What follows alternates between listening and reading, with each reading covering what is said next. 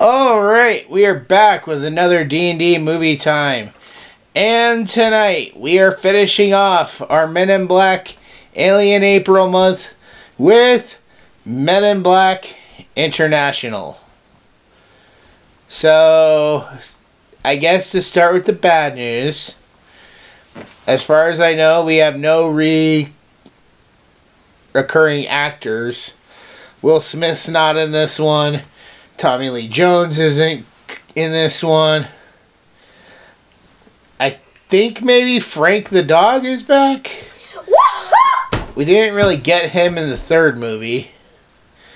But yeah, basically this came out around the same time that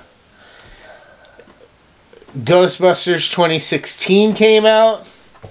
And so, being that one of the actors that's in this was in that, I didn't have a lot of high hopes for this, so. Are you looking forward to this one? Yes! And hopefully what I said will happen in Men in Black 3 will hopefully happen in this one. Okay. I do know it has Liam Neeson, which you really don't know, but he was in the Taken movies. He was in the Star Wars movie, well, Star Wars Episode 1. I know it has the girl who plays Valkyrie from the Thor movies and Endgame. She's been in some other stuff too. But I know this also doesn't take place in America anymore. Like, this is around the world. So, alright, with that said, like, comment, subscribe. And we will see you guys after the movie. Bye.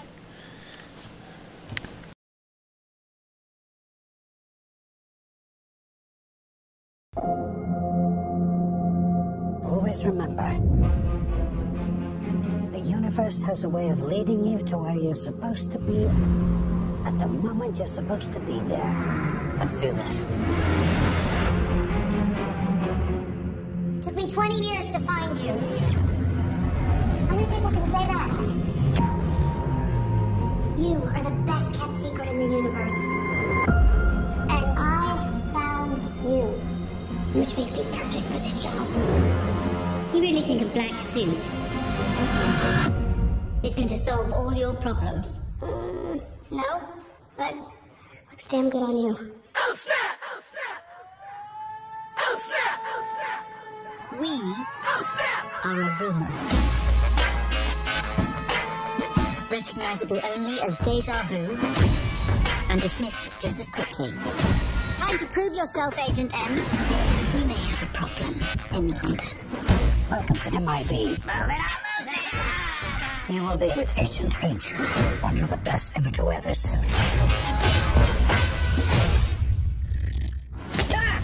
Catching up on my daily meditation. Time for lunch, I think. Are you hungry? It's 9:30. Perfect. Tuesday's taco day.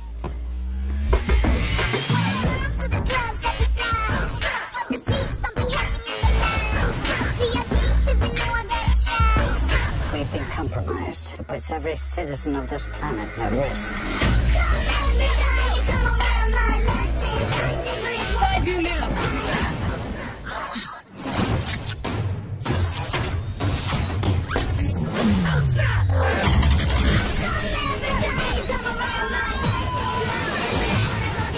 If we could all just look right here. Just right.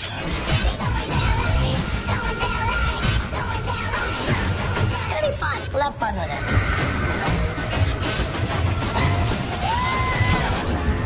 There should be a big red button around here somewhere. Found it.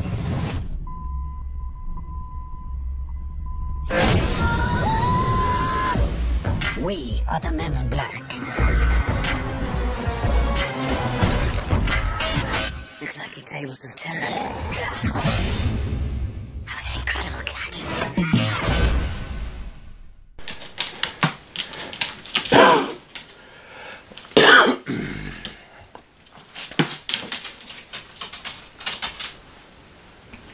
Alright, so we just finished watching Men in Black International. What was this movie about, Cora? It was about basically this goes a whole parents get Girls. dollarized. But she didn't get dollarized, so and she met Alien.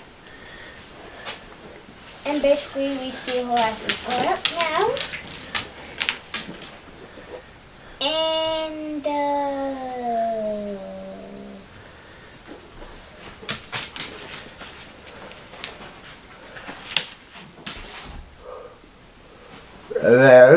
And then she finds the MIB, the MEB.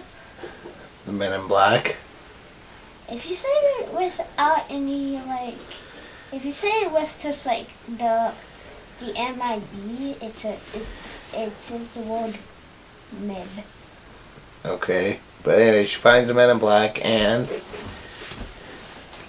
Then she gets accepted in the Men in Black by finding the Men in Black and getting trusted by the person who helps one the Men in Black. yep, we did get to see O again. I definitely forgot who's O. She was in the third Men in Black movie.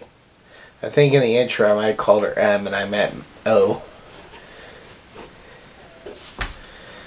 We didn't get to see much of her in Men in Black 3, but she was in there.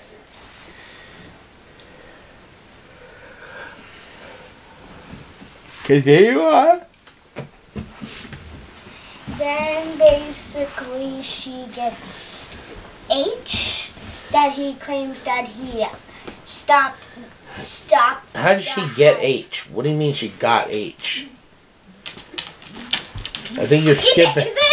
She got sent to London to work at the London office during her training. And then Met she H? asked H. She met H. Then she asked H if they could be partners. He said no. First, then he changed his mind to say yes. And then he took him out to a alien bar. I would call it alien bars. Okay, alien bar, alien nightclub.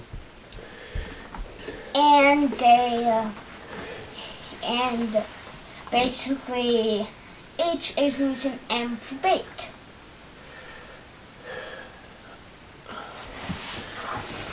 Why do you always take so long with telling what's happened? So then what happens? Come on, hurry, hurry, hurry. Then they basically got into a fight with two other aliens. Who we've been seeing on and off before this. And then basically she goes up to the alien that's getting crushed by the car while in the fight. And he gives her a stone. Spoiler alert, gets turned into a gun. So I'm going to take over for here. So then say that there might be a traitor within the Men in Black. That's how they got to where, that's how they know what was going on. And so the rest of the movie, they kind of set out to go find information on who the traitor could be. Meanwhile, they're being chased by a couple different groups. One of them is the Men in Black, one is these aliens. And then they got the stone stolen from them after they find out it's a gun. They go to get the stone back. And it turns out that the true traitor was the director of the London branch of Men in Black, a character named T. And all of that was spoiled in the freaking trailer of the movie, which is one reason I was kind of upset about not really caring if I saw the movie or not, because they kind of ruined that in the trailer. This is why you guys should never watch trailers. Well, if you don't watch trailers, how are you going to know you want to see the movie? Huh? You find out for yourself, because sometimes... But how are you going to find out for yourself if you don't watch the trailer? Because sometimes the people who make the trailers are too much of idiots, and sometimes they spoil the entire movie. Yeah, pretty much.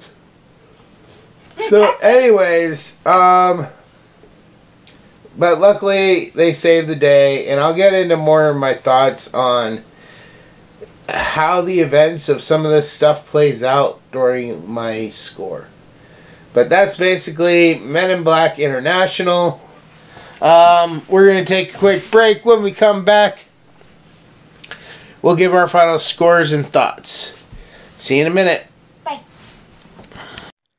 For thousands of years, the world has been protected by the Guardian of Light, or as he is more commonly known, Santa Claus. Over the centuries, factors such as fear and prejudice, greed and jealousy, misunderstandings, betrayal and war have segregated most humans from the magical world of elves, fairies, wizards, and the like. This has resulted in many misconceptions and generalizations of the true nature of Santa and his world.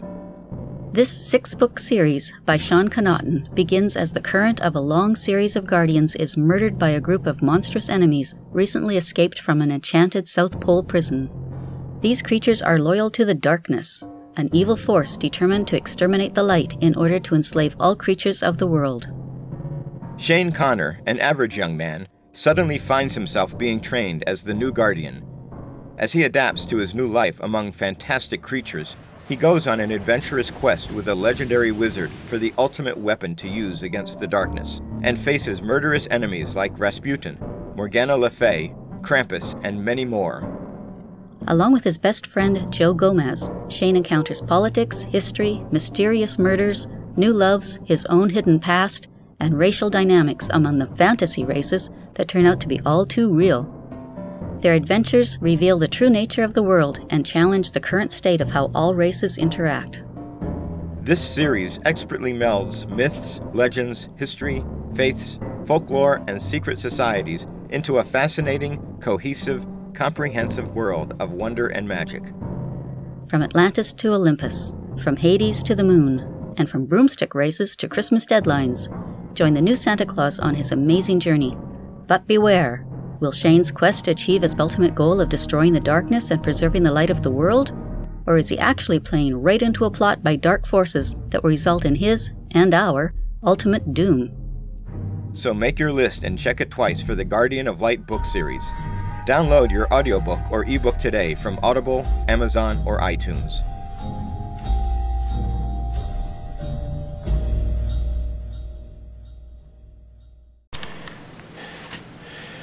Alright, Cora, on a scale of 1 to 10, what would you give Men in Black International? A 10 out of 10. Why 10 out of 10? This movie was good, as in great. Okay. What did you like most about it compared to all the other Men in Black movies? Well, probably that, explosion at the end. Okay. The blue explosion. You are so easily bought with your explosions. Gonna start calling you Cora Bay. Because you're about as obsessed with explosions as Michael Bay. Anything you didn't like? Middle name. Anything you didn't like? Probably when they kept saying that she stole the stone when it was given to her. Well, technically she stole it because as an agent she's supposed to turn it over to the right authority, the Men in Black. She was supposed to hand it in right away. Yeah, but... And we could have jumped straight from that to pretty much the end once H figured out that, or once she figured out that the stone was gone and T was gone with it. She could have gone straight to H, but then we wouldn't have the story, so. Is there anything, any other final thoughts, or? No. Except did you have a favorite character? M. M? I thought you were going to say Pawnee. M. Because you laughed pretty hard at everything Pawnee was saying. Or she could call him Steve. Okay, fine. He was the funny... He replaced the funny man. Who's the funny man? This isn't Boondock Saints.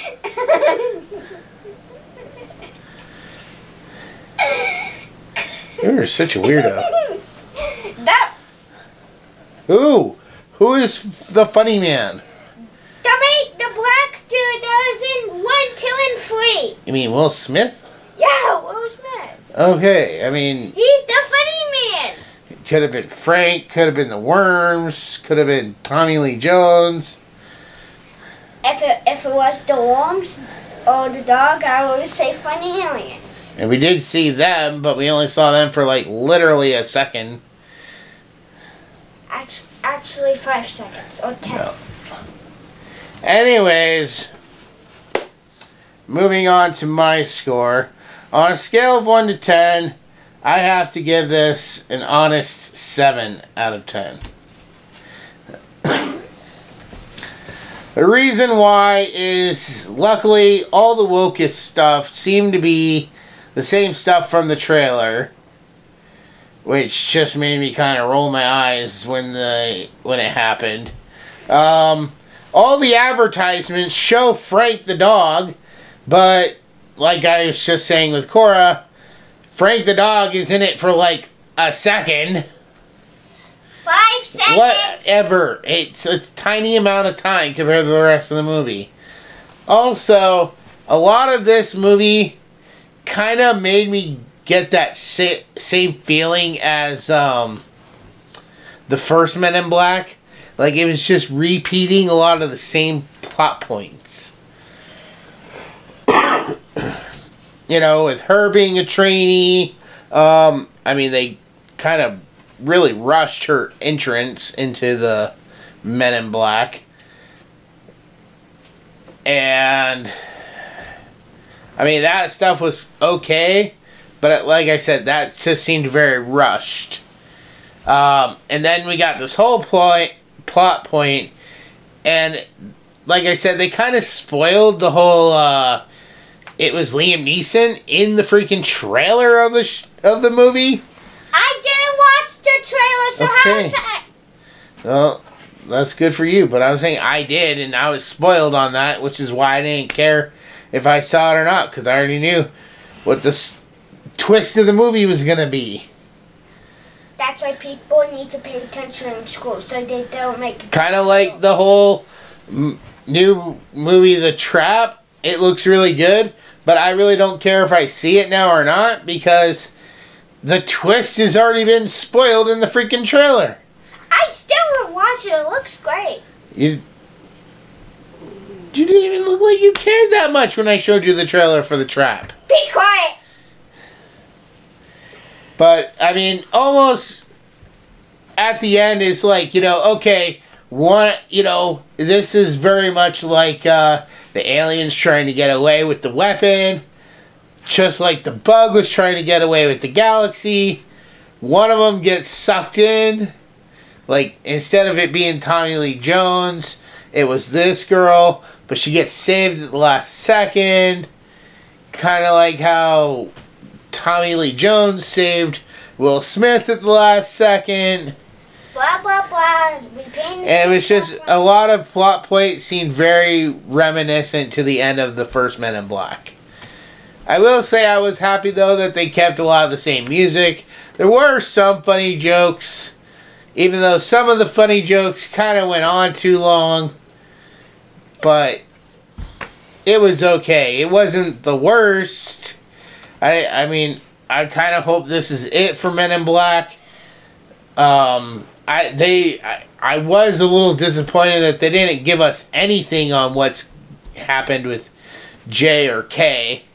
And they kept calling Liam Neeson and Chris Hemsworth's characters like some of the best agents in the Men in Black. Is like, what happened to K?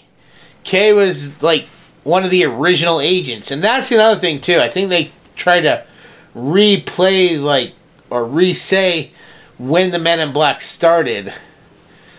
But to be honest, I think like one of them actually like died from age and the other one just retired. Or retired again. But we get no inclination. They don't even get a guest spot in the movie. I thought for sure maybe they show up at the end or something and help, but nope, nothing. So that's why this is a solid 7 out of 10.